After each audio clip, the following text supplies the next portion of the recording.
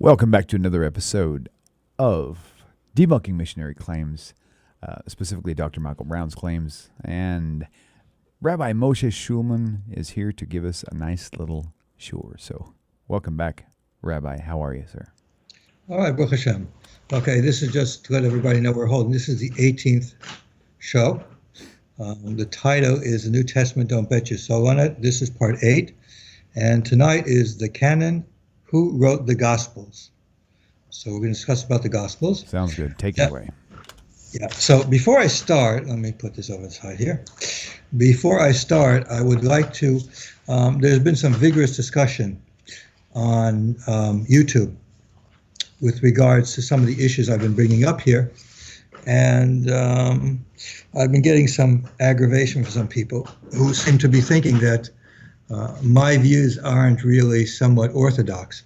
So, well, orthodox in the sense, not Jewish orthodox, but it's orthodox in the sense of Christian orthodoxy. So I have a book here which I was actually told about by a missionary that I dealt with recently. It's called Lectures in Systematic Theology by Thiessen. Seems to be pretty popular in independent Baptist circles and stuff like that. He's a professor, was a professor in Dallas Theological and also at Wheaton College, your A-list evangelical institutions. What I wanted to read is a couple of excerpts from here which deal with what we've been talking about the how the canon came about, and a couple of things related to that. Now, of course, taking it for granted that he, of course, accepts every book written by the author, et cetera, et cetera, et cetera. But he does actually discuss the issues here that I brought up. So I'd like to just read what he says and take it at that. The formation of the canon of the New Testament did not come about as a result of an organized effort to produce such, but rather it seemed to have shaped itself as a result of obviously genuine character of the books. So again, he's confirming what I said is about essentially the second century. During the second century, we really can start talking about a canon coming together in different communities and everything like that. Several broad principles aided in the determination of which books should be accepted as canonical, and he lists them. Apostolicity was of primary importance, meaning that it could be traced back to an apostle. The author of a book had to either be an apostle of Christ or to sustain such a relationship to an apostle as to raise his book to the level of his apostolic books. Luke, for example, is a good example of what he means here.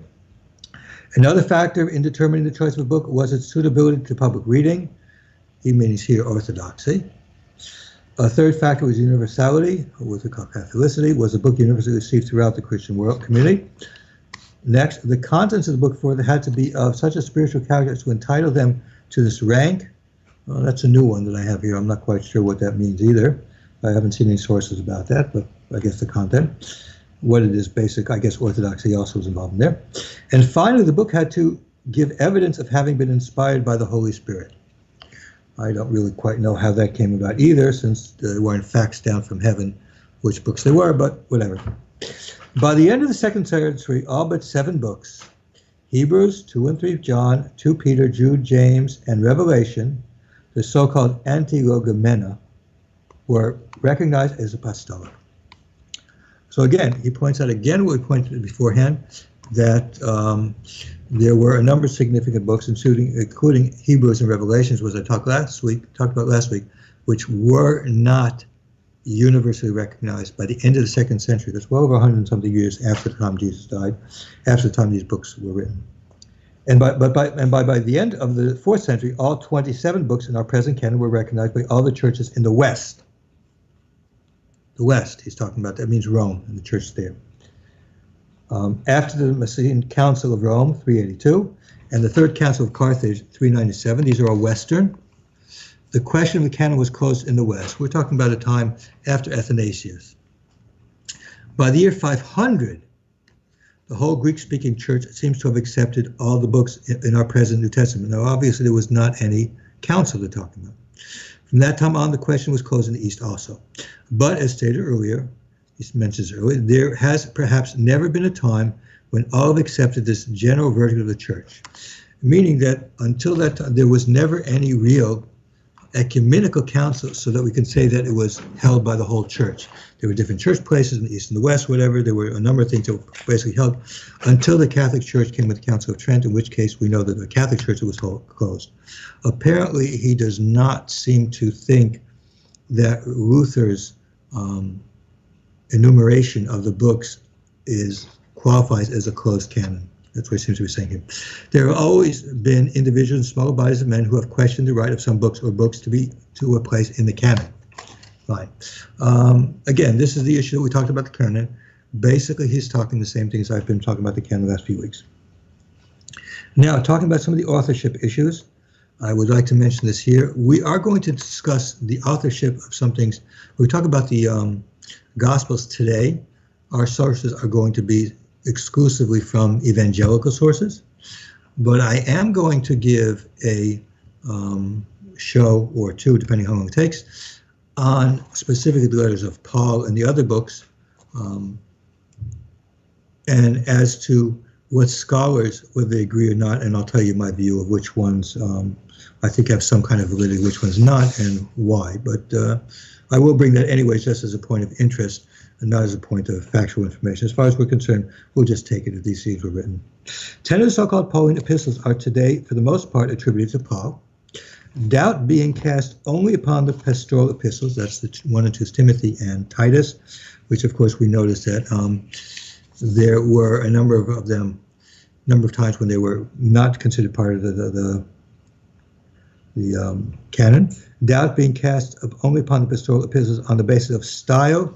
That is not 100% true, and we will get to that later on. But he does say that style changes can be due to change in subject matter of the age of the author. I do agree with that. I think that style changes are not necessary indications of a book not being by the same author, although we'll see when we talk about the scholars, we find that that has a place to it. And we'll discuss that and why I agree, places where I agree and where I disagree. The Epistle to the Hebrews is anonymous and no one knows who wrote it. It was undoubtedly written by a learned Christian somewhere between AD 67 and 69. I'm not quite sure where he gets the date of that, but in any case, he does confirm some of the information which will come about. Problems that have to do with 1 and 2 Timothy and Titus, which I'm going to discuss with the scholars because I do feel that that's a stronger argument, and the issue about Hebrews not being from Paul, which is basically universally held even among evangelicals. However, even though it was written by Paul, it became part of the canon because they believed Paul wrote it. So that's an indication and confirmation that it was erroneously put in by the authors. Now, we're going to discuss about gospel authorship. And I want to just point out which works I'm going to be relying upon.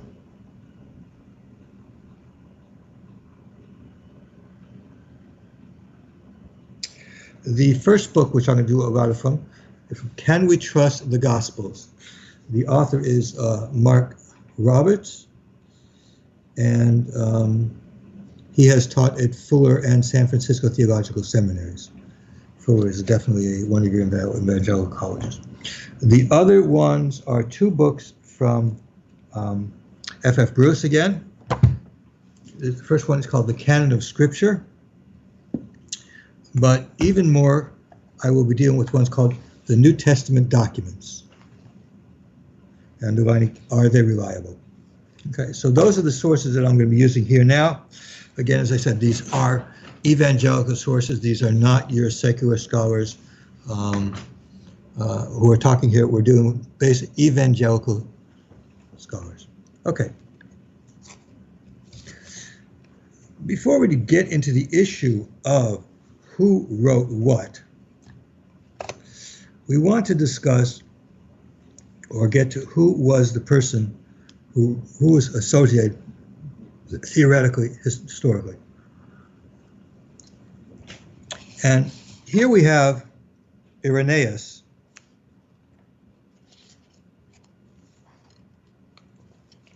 as being a primary source for authorship of the four Gospels. And here is what he says.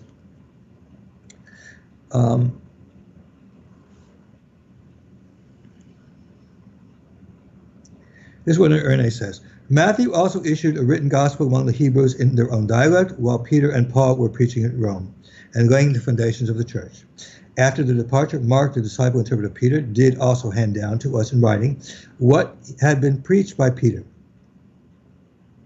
Luke also, the companion of Paul, recorded in a book the gospel preached by him. Afterwards, John, the disciple of the Lord, who also had leaned upon his breast, did himself publish the gospel during his residence at Ephesus in Asia. Okay, so that is the orthodox view of who the authors are. Now, who are these people? Two of them are apostles, and two of them are friends or associates of the apostles. The two apostles are Matthew and John, or the traditional view, the two apostles who wrote were Matthew and John, and the two who are not apostles were Mark and Luke. As far as Mark, he was considered the secretary to, somewhat of a secretary to Peter. Now, here was what he brings. F.F. Bruce brings in the name of Papias, also second century. Mark became Peter's interpreter and wrote down accurate all that he remembered, whether the sayings or the doings of the Lord, but not in order. For he had neither heard of the Lord nor followed him, but followed Peter later on, as I said. Peter was accustomed to teach as occasion required, but not as though he were making a compilation of the Dominical oracles. So Mark made no mistake in writing down certain things as he called them to mind, but he paid attention to one thing, to omit none of the things he had heard, and to make no false statements in any of them. Now, by the way, I'll just mention Papias also about Matthew. Matthew compiled the oracles of the Hebrew speech, each one interpreting them as best he could. Now, what's important to understand here about Mark, and is very clear, is that according to this, Mark did not write it down in the order. Peter did not dictate the order of the life of Jesus to him. So the order that we have of the events in the gospel, from the earliest sources, they deny that they are accurate. They will say the stories are correct, but the order is not accurate. Now that seems to dovetail with what we talked about from Michael Licona in his book, that we need to look at the gospel accounts as like Greek biographies, in which the Greek biographies, what happens is, they added stories, they added legends, they added different things, not exactly as they are, but more approximate what it is. So the earliest sources that we see, Papias, which is 2nd century, makes it clear that Peter, when he was Peter's secretary, Mark, when he's writing it down, wrote down what he heard from Peter, but he didn't write it in the order order of events as they were. He just wrote it down and he compiled it together and put it together. So you could have a story in the New Testament that one before the other. That's not necessarily how it goes. So, for example, what might happen is, for example, if you see a slightly different ordering in Matthew, as opposed Matthew or Luke and Mark when they bring the same instance but not in the same order, that really is not something to bother you, because apparently what we're talking about here is different events that each of the writers just put in the order he wanted to do. Okay, we have to understand that's it. We could discuss other issues regarding that, but that seems to be what is known to have been by the church, and we should accept that, at least as far as that's concerned. So, with regards to gospel formation, how did the Gospels come about? How did we get Matthew? How do we get Mark? Luke, John? How did they come into being? Okay, so Mark Roberts in his book "Can We Trust the Gospels" says this.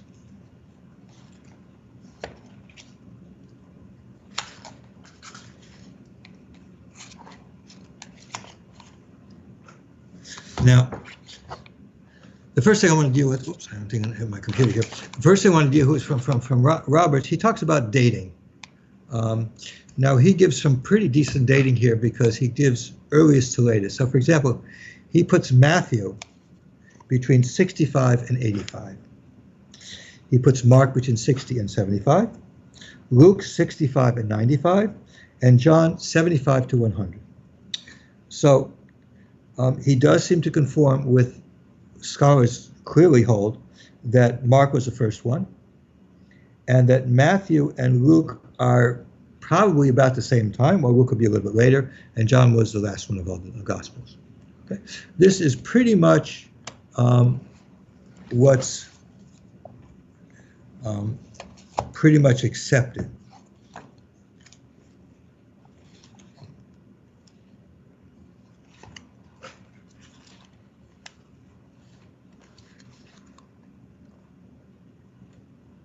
Now, there are significant differences between the first three Gospels, Mark, Matthew, and Luke, which I'm going to do. I'm going to try and bring them and discuss them always in the accepted historical order by evangelicals also, Mark, Matthew, and Luke, and the book of John. And here's what F.F. Bruce says about it. We shall revert to the problem of the fourth Gospel later, but for the present, we must look at the other three, which are called the Synoptic Gospels because they lend themselves to synoptic arrangement, a form in which the three may be studied together. Meaning if you put together Matthew, Mark, and Luke, it's pretty much the same. There's some differences. For example, Luke and Matthew, the birth stories are different. We're going to discuss that later on. Mark doesn't have a birth story. But when you follow through things pretty much besides that, they follow pretty much in the same order, not so much different. It requires no very detailed study to discover that these three have a considerable amount of material in common. This is a very important what we're going to read now. We find, for example, that the substance of 606 out of 661 verses of Mark appears in Matthew. So Matthew is taken, considerable amount of it taken from Mark. And that some 350 of Mark's verses reappear with little material change in Luke. Or to put it another way, out of the 1,068 verses of Matthew, about 500 contain material found also in Mark. Of the 1,149 verses of Luke, about 350 are parallel Mark. Altogether, there are only 31 verses in Mark which have no parallel either in Matthew or Luke. I mean, there's some material in Mark that's not anywhere else.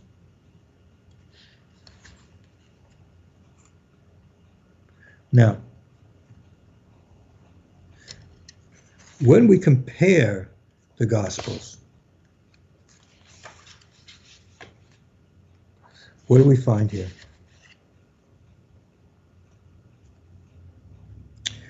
So here's what Bruce says again on page 33 in his book, New Testament Documents. Now, what he says here, actually, I'm bringing here, it's interesting to note that these views are also what's held by secular scholars. So we're not talking about an area which there is so much different. The dating, you find secular scholars more on the higher side than the lower side, evangelicals on the lower side more than the higher side, but essentially everybody agrees that at least 30 years more or more passed before the first gospel actually takes form. Okay. The view that Mark underlies the other synoptic gospels is not so very different in essence from the older view that the common element in three is the oral preaching current in the early church. So the earlier way of understanding is that there was a body of teaching by the early church, and these were what came into the gospel accounts. Whereas what Bruce is saying that our present knowledge is that Mark was actually the basis for Matthew and Luke. Mark is by and large that oral preaching written down. So he's going to say now that the earliest stuff appears in Mark is from the oral tradition. But the form in which the oral preaching underlies Matthew and Luke is a form given to it by Mark, who not only acted as Peter's interpreter, presumably translating Peter's Galilean Aramaic into Greek, an interesting question to be brought up, but incorporated in his gospel the substance of the preaching as he heard it from Peter's lips. There is no lack of evidence in this gospel that much of the material existed in Aramaic. In his Greek and places preserved the Aramaic idiom quite unmistakably.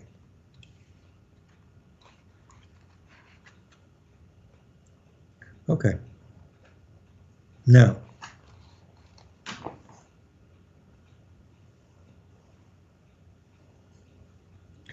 he makes a point here which is very interesting, that the gospel was preached in those early days emphasized what Jesus did rather than what he said.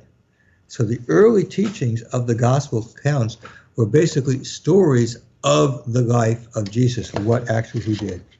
And Bruce continues, this has led to the conjecture of another early document on which both Matthew and Luke drew for the common and non-marketing material. The document usually is referred to as Q, and envisaged as a collection of sayings of Jesus.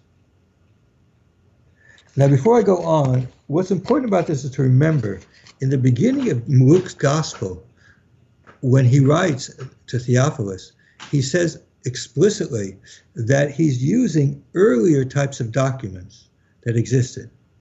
So that makes it clear, as far as this type of understanding, that it's quite likely, or possible, or within the realm of understanding, that one of those earlier things that Luke was using was Q, was some kind of a written documentation, written information that he used. And it appears that from this, that in fact Matthew and Luke were sharing from this. Whatever may be the truth about such a document, it will be convenient to use Q as a symbol denoting this non-marked material common to Matthew and Luke. There is evidence in the Greek of this Q material that it has been translated from Aramaic, and possibly from an Aramaic document, not merely from an Aramaic oral tradition.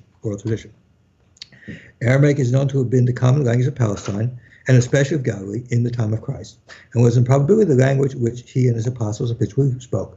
The New Testament writers usually called it Hebrew, thus not distinguishing in name between it and its sister language, in which most of the Old Testament was written. Now we have evidence of an early Aramaic document in another fragment of Papias. Papias, again, he preached now Papias, saying that he wrote in Hebrew, which is really Aramaic. Those who are familiar with both Hebrew and Aramaic know that there are many similarities between the two languages, and if you know certain rules, you can go from one to a language to another. For example, a Zion in Hebrew becomes a Dalet in Aramaic. So in Hebrew, the word for gold is Zahav. In Aramaic, it's Dahav. That's one of the things that we know. Those people who know both languages, certain changes like that. So what's being said here? When it comes to the Gospels like Matthew, for example, Matthew had multiple sources. He had Mark. He had this Q source which he shared with Luke, which may have been originally in Aramaic. Not quite sure how Luke got it from Aramaic. He probably got an Aramaic translation, because Luke, we have no idea of him actually knowing Aramaic at all.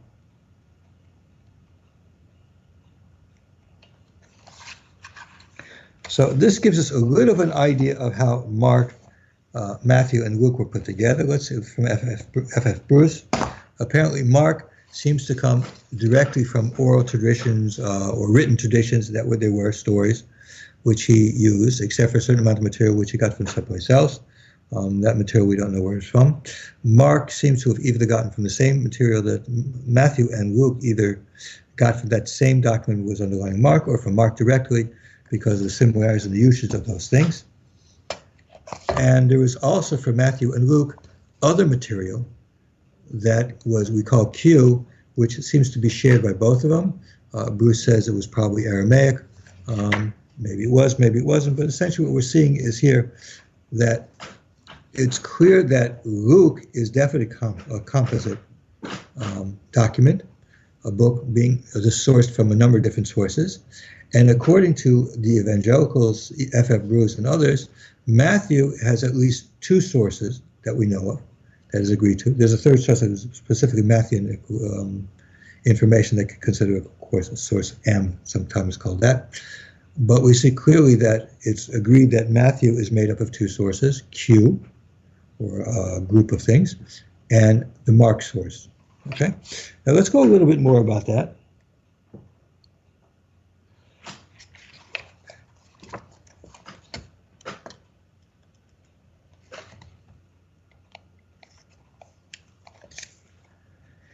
In Roberts, he talks about the sources of the Gospels, not just that, but he also discusses John. So let me give you the sources that he mentions there. The first source he mentioned is Q, which is something that appears to be a sayings-type gospel that appears in Matthew and Luke. The next source is Mark, which the majority of New Testament scholars believe is the source for both Matthew and Luke. Then the third sources that we have here, so Matthew and Luke are made of Q and Mark. Okay. Matthew has another document called M, which is information which is in Matthew that is not anywhere else in the other ones. For example, the Magi coming to visit. The birth story that's in Matthew has things that aren't in other sources. The Lucan sources is called L, things in Luke that are nowhere else. So, for example, the infancy narrative that Luke has, for example, about John the Baptist, which appears nowhere else, that's called the L source. As for John, there is three sources that he mentions here.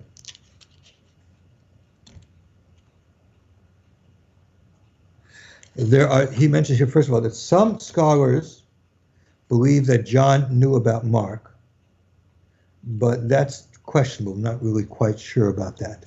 It's possible that John did know about Mark, but he might have just not accepted some of those things. However, there are three sources. One calls the signs sources. That's like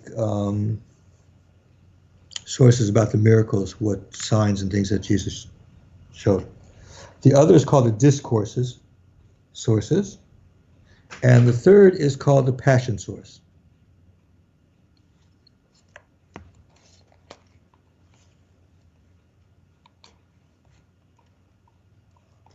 Now he gives a chart here. It's hard to see the chart. I can try and show it to you, but it's really hard to see the chart he's got here on the top page here. See if you can see that. Okay, actually hold it there again. Put it up there again and hold it steady. Okay. It's probably going to be the opposite, flipped over. You'd have to flip it over. The diagram, yeah, the gospel source. Okay, cool. Okay, that's good. They can go back and pause the video now. Okay, fine. So he says, in light of Luke's prologue and the nature of the Gospels themselves, it seems likely that some framework like the one pictured above accurately reflects the source of the Gospels. Q belongs to the same period as Mark, given its use of Matthew and Luke. But it's impossible to date the writing new source precisely, though some scholars have given it the old college try, as he says. Nevertheless, the fact that evangelists use older sources increases the likelihood that what they portrayed by Jesus actually happened. Okay, so he says here, perhaps Mark, based on the older sources, were written between 15 and 30 years of Jesus' death. Okay, so that's what he says. Now, there's another issue that he brings up here, which I wanted. This is similar to an idea that we did get from Licona, Michael Licona, and I'll just repeat it from here since I'm using his book right now rather than Licona's, because he says the main point. Yet in the ancient world, before there were transcripts, tape recordings, podcasts, biographers, historians exercised greater freedom paraphrasing or slightly altering spoken words for stylistic reasons. And that's the same story with stories also. A good historian, if he knew that the character had made a speech at a certain time, would get available information about that speech and then write the speech with his own words, as if these words had been uttered by the character. So secondhand information, writing down from second or third or fourth hand information. Nowadays, a historian who did this would be considered sloppy at best or even dishonest. And he quotes a certain reporter who did that and was disgraced because of it. This is very important to keep in mind.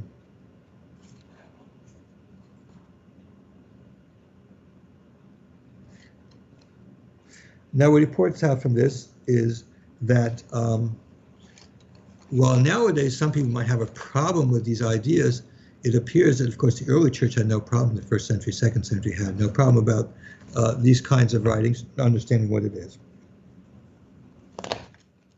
Now,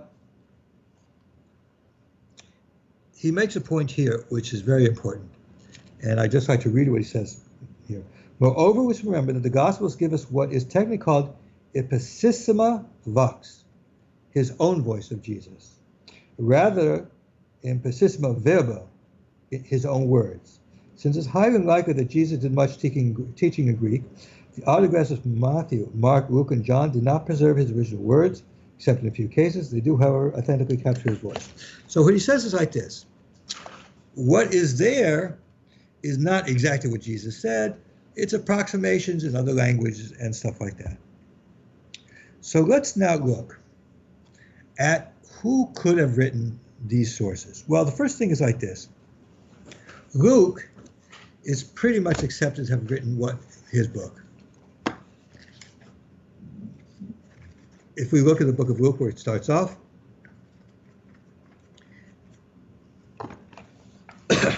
he says again, let's read Luke 1. Since many have undertaken to set down an orderly account of the events that have been fulfilled among us, just as they were handed down to us by those who from the beginning were eyewitnesses and servants of the word, I too decided of investigating everything carefully from the very first to write an orderly account for you, most excellent Theophilus. So again, Luke is here saying specifically that he's gathering things together from sources that he believes to be accurate. Now, this clearly tells us that Luke is not a eyewitness. It tells us that the sources that he's got from, some of them may have been, or he considered them to have been, or some of them may have not been. We don't know if they were or were not. But Luke definitely is not an eyewitness, and he's gotten information from sources that he considers truthful. Whether they are or not is a different story in writing it, okay? But when we're dealing with the issue here, so Luke is pretty certain, there's pretty much no doubts as to who wrote it. As to the book of Matthew, I'd like to go back to it again and read you again what Papias said about it.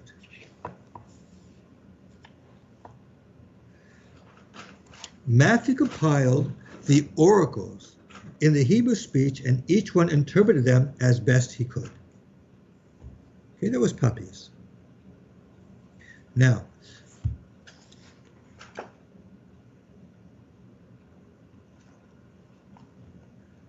again, I want to read another passage here. Again,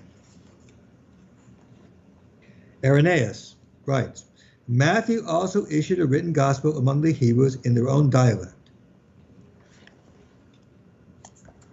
The reason why we say Matthew is the author of the book that we call Matthew is because based on the authority of Irenaeus and Papias, writing that Matthew wrote in Hebrew a gospel, they believe that that was it. So the book of Matthew that we have today is called Matthew because of that. However, as we've seen from evangelical scholars themselves, they agree that the book of Matthew is taken from Mark and also Q and also some extra material. Now we have to consider one thing, or two things in this. Number one, Matthew was supposed to have been an eyewitness. Why would an eyewitness copy verbatim from Mark, who was not an eyewitness, from Q, who we don't know where that came from, and other material? An eyewitness would write for themselves. They saw it.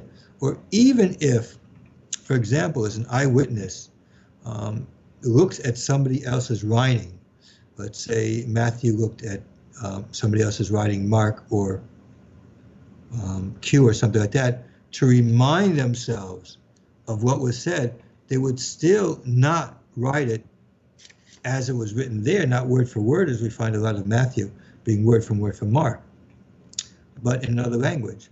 Another problem brought from that is that Papias and Irenaeus make it quite clear that their belief, and they're saying that this was Matthew, was based on Matthew having written in Hebrew. Our Matthew is Greek. Its Greek in many places come directly from Mark, showing that it was originally written in Greek, not in Hebrew. Now, there may have been some things from Q that may have been there, translated into Greek.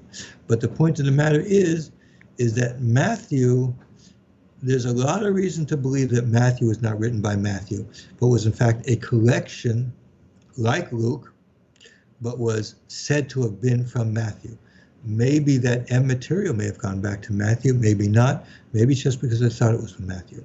But according to the way that we believe that Matthew was put together now, there is no way of saying that Matthew wrote the gospel that we have as Matthew now, originally in Hebrew, which was what Papias and Irenaeus said in the 2nd century, and from whom we get the names for our Matthew.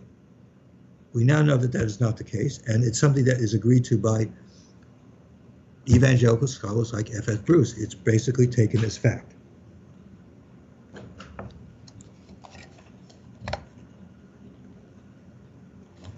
Now, Roberts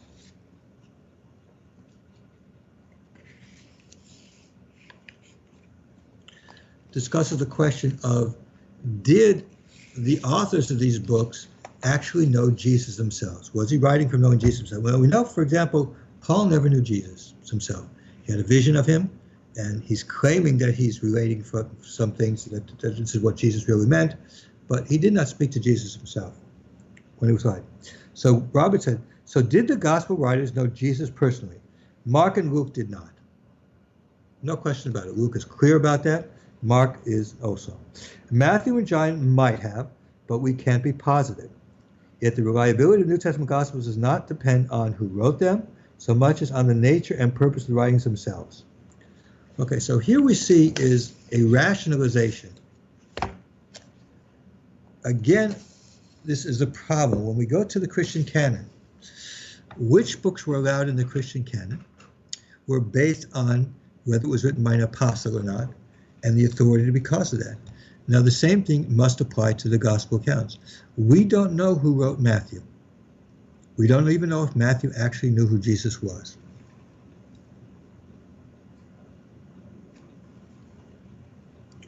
And because of that, we just don't know.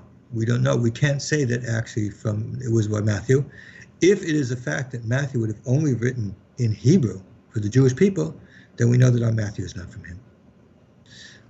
What was Papias and Irenaeus said, that Matthew wrote something in Hebrew, that is not our Matthew. If he'd written something, we may have lost it. Now, there are those heretical groups like the Ebionites who had a version of Matthew, and I believe that they had it in Hebrew. We're going to talk about that later when I get to discuss about them. It's possible that they had. Now, again, let's look at the book of John.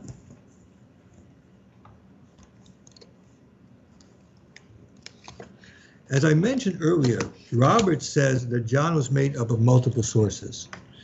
Now, are there ways of knowing that this is actually factual?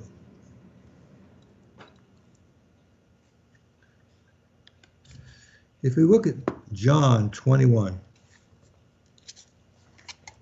there's a very interesting statement made towards the end here. This is the disciple who is testifying to these things and has written them, and we know that his testimony is true. I always say, if somebody has to say that what I'm saying is true, you better worry about that. But there are also many other things that Jesus did. If every one of them were written down, I suppose that the world itself could not contain the books that would be written. This appears to have been written by somebody else other than the disciple himself. Now, one of the reasons why some people think that the disciples didn't write it is because they never write in the first person. Neither John nor Matthew refer to events in the first person. So the writing as if they're events that were received from other people, but not from them themselves. Okay, so let's go through what we know, what we've seen now, again from evangelical sources. I do not want to get into non-evangelical sources here. Number one, let's deal with the two books. Let's deal with the books somewhat in order. Mark is considered the first one. And Mark appears to come from oral sources. And it appears that a considerable amount of Mark was used later on by Matthew and Luke, but not the whole. So either they had Mark available, or some of the sources that went into Mark or partial. Maybe Luke only had partial sources. He only has 350 verses from Mark, so maybe his source was only those 350 verses, and Mark was a composite from those 350 verses, but it's a whole bunch of other verses that came into Mark, and Matthew might have had more. We really don't know. One thing we do know is that there is a composite nature of Matthew, possibly a composite nature of Mark also. But Mark was never said to be from a disciple, so the stories of Mark are basically secondhand if we accept as fact that they're from Peter, and possibly third or fourth hand if we don't. Remember that he's writing the earliest in 60, which is about 30 years, and it's possible that. Getting to Matthew, the original reason why our book of Matthew is considered to be from Matthew is because of what was said by Papias and Irenaeus, that Matthew wrote his gospel in Hebrew. He wrote sayings of the Lord, is actually with the oracles or sayings from Jesus. He wrote those down. I forgot to mention that, of course, if we're saying that it's sayings only were what Matthew wrote down, well, we see that on Matthew is clearly not what that is. Being written in Hebrew, we clearly see that also that's certainly not the case with the whole part of it, considering that a considerable amount of it is material directly from Mark, which we know was in Greek, and from Q, which is used by Luke. So there must have been a version of that was in Greek and not in Aramaic, because Luke could not have used it otherwise. So they shared material like that, and then there was, of course, the Matthew information. So Matthew is a composite, which argues against it having been written by a disciple. Luke says exactly what it is. He's gotten various sources that he's used. We know some of the sources, 350 verses, come from something which either a proto-Mark or he took it from Mark. It would seem to me, I'm not going to say this, the other scholars say it, but it seemed to me that if Luke took only 350 verses and Matthew took 600 or so verses, from what is in our Mark now, it would appear that maybe there was a document that was also going around which became composite in Mark, one having 350 verses only, which Luke found out about, and Matthew having one that had more verses that he used, and eventually the third document, which had even more, which is the book of Mark that we have now. It's a possibility. I'm not going to say that you should believe, but certainly we realize that Mark was not written directly, but maybe there was version 1 of Mark, 2, Mark, 3, Mark, and then just go that way. No way of knowing. But he was not an eyewitness. He was only hearing what he heard from somebody else, and we don't know how true that was. Matthew was a composite that we know about now. Luke was also a composite. As far as John, we don't know if John knew about the Markan material. There are some that say he did. His composite has a number of different things that are quite different from some synoptic. He has another tradition, totally different traditions, totally different stories than the other Gospels. And as Roberts points out, that generally scholars look at there being 3 different parts of John. So his book was also considered composite. It's certainly, if we read at the end of it, that there's somebody there who is editing and writing things about it. So it could be that the name was John was given to a book that somebody at the end edited but didn't say what it is. Some people think in the beginning was the word. That part was maybe written by somebody else and different things put together as an introduction. There's a lot of things that are written out there. What we do know is that the possibility of it having been written originally by the author does not seem to be the case. When at the end of John, when it says there's more things that could be written, if John wrote it, then how could the person writing it there? So apparently there were things more that could have been added. We don't know how much might have been John or passed on John's school, whatever. Okay, what I'm going to do is I guess I'll leave it here right now for this week. I will take questions. Next week we won't be having anything because it's the last day of everybody's going to be off. The week after that, we're going to go to a different thing, talking about the texts, but then we're going to start dealing with the issue of after the texts were supposedly written down, whether the texts were tampered with. And we're going to be dealing with that for at least 1 week, possibly 2 weeks. Okay. So that's going to be with the next one. If there are questions written in the box there, or even if somebody wants to call in a question, or if they want us to go home early, that's also fine. Whatever is up to everybody's there. I may take the, actually it did. Basically, to come to the end of our discussion about the canon itself, we discussed about how before the books were written down, there were clearly things added to it. Right now, when we discuss about the different Gospels, we clearly see that there were different things written down at that time. My point about the point that I specifically made dealing with the Great Commission was apparently that was written down, not part of the original or maybe it was from another source that was plugged into it, because it doesn't fit in seamlessly with the story when we read from the gospel accounts and going into Acts. Then we had a period of time from the end of the first century into the second century where there was formation going on. As I read to you clearly, that there was formation going on in that period of time. And then somewhere in the end of the second century, we start really getting more serious about it. We still don't have all the books in yet. All the books finally become pretty much set in stone, end of the third century, end of the fourth century, excuse me, where there's a few councils in the east. Fifth, it says in the end of the fourth century, 500s, and in the fifth century, sixth centuries, end of the fifth century, 500s, end of the fifth century, sixth century, in the Eastern Church. But even then, there were still some things that weren't so 100% sure.